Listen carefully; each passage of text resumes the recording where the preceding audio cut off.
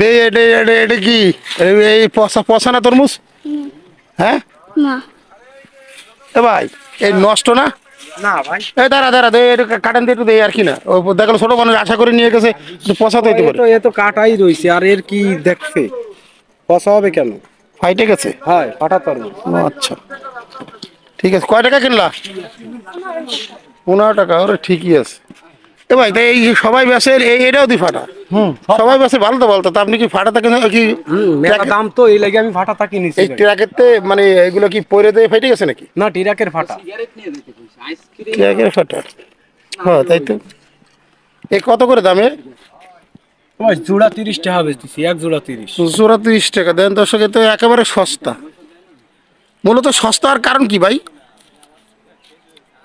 মেলা ফলন ভালো তো। না এই যে মানে মালটা কি ছোট এই জন্যে?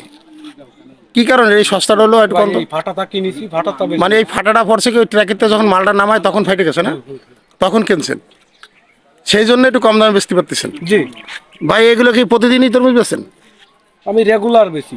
এই কত পিস আনছিলেন আজকে? আজকে 150 পিস। 150 পিস মাল কিনছেন না? হুম, 150 পিসের এই কটাই আছে? এই কটাই আছে। তাতে কত 8-10টা আছে, 10-12, 15-12টার মতন আছে। তো এই 150 পিসই বিক্রি হয়ে গেছে আলহামদুলিল্লাহ।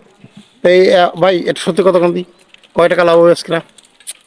আমার টাকা তো আর আমি নিয়ে যাচ্ছি না। কেবল 150 টাকা গেছে লাভে, আর ধরেন এই নিয়ে আর 150 বাইরে বলে 300 টাকা।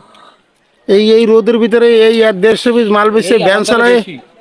300 টাকায়, তাই বেশি? ও ভাই আর দাঁড়ানো আছে ভাই। না তাই এটা কেমন কথা বলেন ও ভাই? 300 টাকায় আপনি কিভাবে চলবেন এই এত পিস মাল বেশি? স্ট্যান্ডার্ড তো ভাই। হ্যাঁ এই 150 পিস মাল বেচলেন, এক পিসে 2 টাকা করে লাভ হইলেও তো 300 টাকা, তো 2 টাকা কি লাভের জন্য মাল বেচতেছেন? কিছু করার নেই। তাতে এই সংসার চালাবেন কিভাবে? সেটা তো আমিও করছি রে ভাই। হ্যাঁ তাই এটা ভ্যানটা কি আপনি নিজের না ভাড়া আনছেন? নিজের ভাই। ভ্যানটা নিজের না, ভাড়াটা দিয়ে রাখতেছে না? এই মালগুলো কেনেন কোনতে? কদম তলা। কদমতলার থেকে। আমার মনে হচ্ছে আপনি মিথ্যে কথা করছেন ভাই। এই 150 টাকা লাভ না, 300 টাকা লাভ হচ্ছে না। এই পার পিস মালে মিনিমাম 5 টাকা লাভ হচ্ছে। 150 টাকা হয়েছে, আর 150 টাকা বাইরে হবে, এই যে 300 টাকা না এটা কেমন হলো ভাই? করে দিলাম ভাই। না ভাই এটা আসলে আপনি এটা সত্যি কথা বললেন না। একদম সত্যি। তারপরে এই যে কি হইছে? কি খাচ্ছিস? তরমুজ খাচ্ছি, দেখো না সে? 100 টাকা কিনছো? এই ফ্রিতে। এই ভাই ফ্রি দিছে? হ্যাঁ।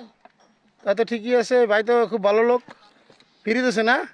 আমি খাইনি কত আবার তাই শুরু হয়ে গেছে। আর জ্বালা তো। তাহলে তো তোমার সব বেচা হয়ে গেছে ভাই। হয় ভাই, এই হয়ে গেছে। যাই হোক আমি মনে করছিলাম অন্য কিছু তুমি যাই হোক ধরেন এই বাচ্চা কাচ্চারও ফ্রি দাও, এটা আসলে দেহে ভালোই লাগলো। যাই হোক খুব ভালো লাগতো। ভাই বাসা কোথায়? খালিশপুর। এই তো অনেক কিছু খেলনা টেলা বেছেন, কতদিন যাবত? 14-15 বছর যাবত বেছেন। তারপর বাচ্চা কাচ্চা কয়জন? 3জন। এই মালগুলো কোথা থেকে কিনেন ভাই?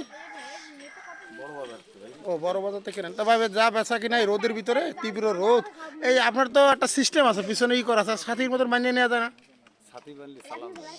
চালানো যায় না এই রোদের ভিতরে, তীব্র রোদের ভিতরে? যাই হোক পেটের জন্যই তো আশা।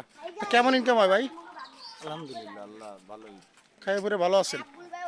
খুব ভালো, ঠিক আছে।